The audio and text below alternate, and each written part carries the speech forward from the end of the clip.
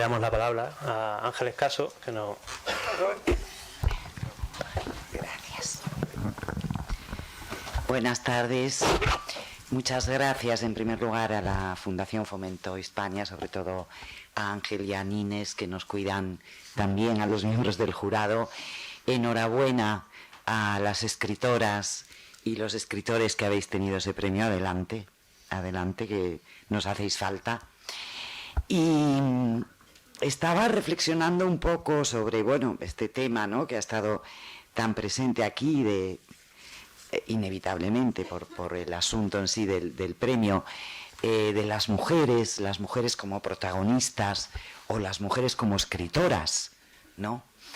El lunes, precisamente, se celebró el Día de las Escritoras, que se celebra desde hace poquito tiempo, el lunes siguiente, en España, el lunes siguiente al 15 de octubre, que es el día de la conmemoración de Santa Teresa, Teresa de Jesús, ¿no?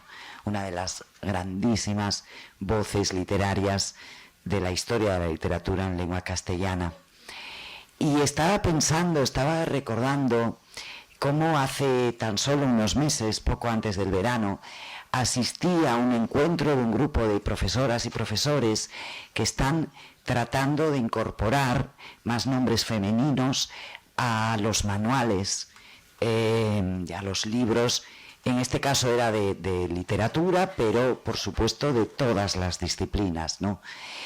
Y se nos hizo una lectura del libro de literatura que estaba manejando un niño de 13, 14 años. Hablo de hace unos meses, antes de este verano, en el cual solo se mencionaba muy por encima,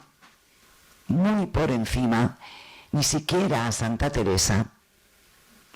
Ha sido borrada de los libros de literatura, de los manuales que estudian nuestros hijos o nietos. Se mencionaba a Emilia Pardo Bazán, a Rosalía de Castro, a alguna escritora del siglo XX, creo que era, puede que fuera Ana María Matute, una o dos, y ninguna de las vivas. Había una larga lista de autores de narrativa de ficción españoles vivos, en la que no aparecía ni siquiera, por decir un nombre que además, como ya se nos ha ido por desgracia, es indiscutible, ni siquiera Almudena. O sea que, bueno, lo decía ahora mismo Nayar, ¿no? No nos creamos que las cosas están hechas.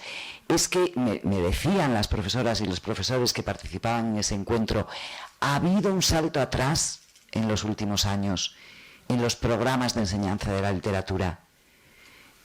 Es que no se estudia Santa Teresa, no se estudia Sor Juana Inés de la Cruz. Por ejemplo, por poner dos nombres que es que parece que resultan tan indiscutibles que cómo es posible. Yo en el franquismo, estudiante de bachillerato en el Instituto Femenino de Oviedo, en pleno franquismo, estudié a Santa Teresa, estudié a Sor Juana, estudié a Emilia, estudié a Rosalía y algunas otras escritoras del siglo XIX, dramaturgas, Carolina Coronado, poetas, etc. ¿Qué es lo que ha pasado cuando nos creemos que hemos dado tantos pasos adelante, que esto ya es lo normal? Todavía descubrimos que siguen borrando conscientemente, porque no me creo que esto sea inconsciente, los nombres de las mujeres relevantes que han existido en la historia, y los han borrado las personas responsables de los programas educativos que estudian nuestras hijas, nuestros nietos. Creo que ahora ha vuelto a cambiar otra vez todo el programa educativo. Espero que los libros nuevos, que supongo que se irán haciendo poco a poco, vuelvan a incorporar de nuevo no solo a esas escritoras a las que toda la vida estudiamos,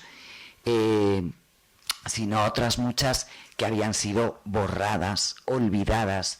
pero específicamente borradas por un relato historiográfico que es el que todos hemos más o menos vivido, un relato historiográfico androcéntrico, ¿no? Un relato historiográfico que nos ha contado siempre que lo universal, lo importante, lo valioso es lo que ha hecho el género masculino, y que las mujeres desde el origen de los tiempos hemos vivido domesticadas, encerradas en el espacio doméstico y cuidando de ese ámbito, cuidando de nuestros hijos y cuidando de nuestras parejas, de nuestros padres, etcétera, sin tener una vida propia, una voluntad propia, una voz propia, ¿no?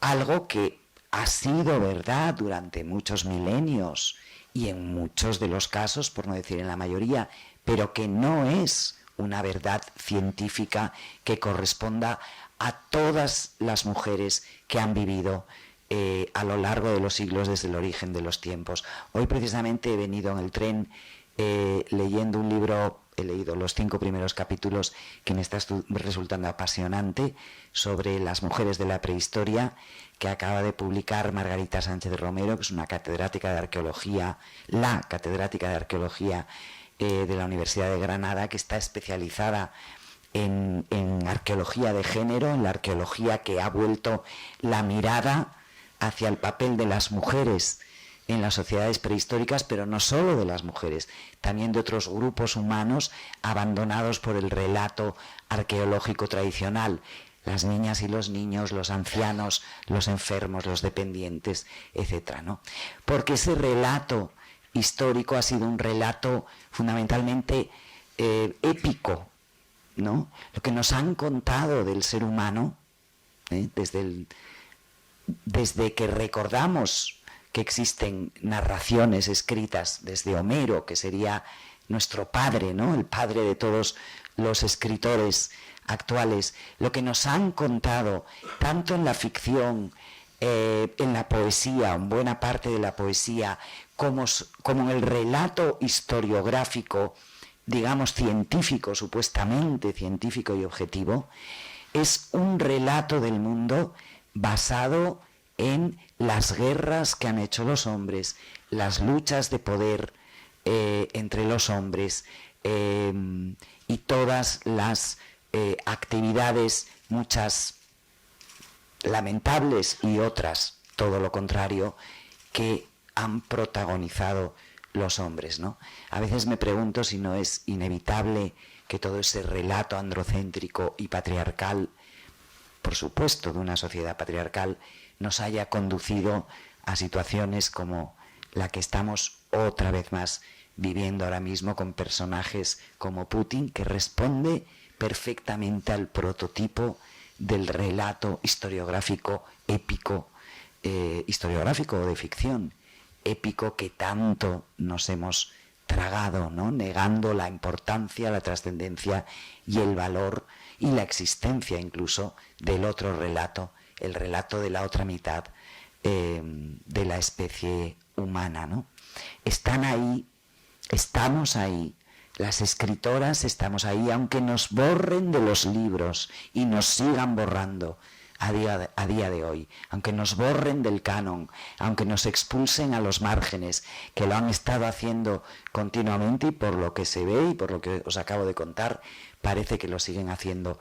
Estamos ahí, tenemos una voz propia, afortunadamente cada vez la podemos alzar y exponer con más libertad y con más acercamiento por parte del público hacia nosotras, y me gustaría terminar estos comentarios tan breves con una referencia a las escritoras que nos seguís, a las de nuestra generación, aquí representadas por Bárbara y por Celia.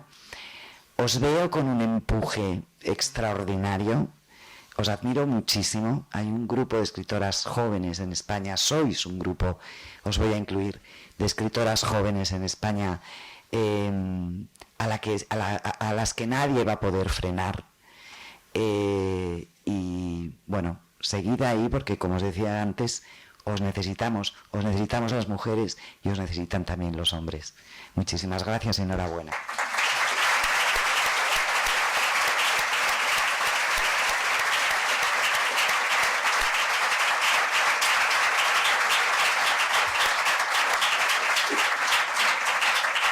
Muchas gracias, Ángel.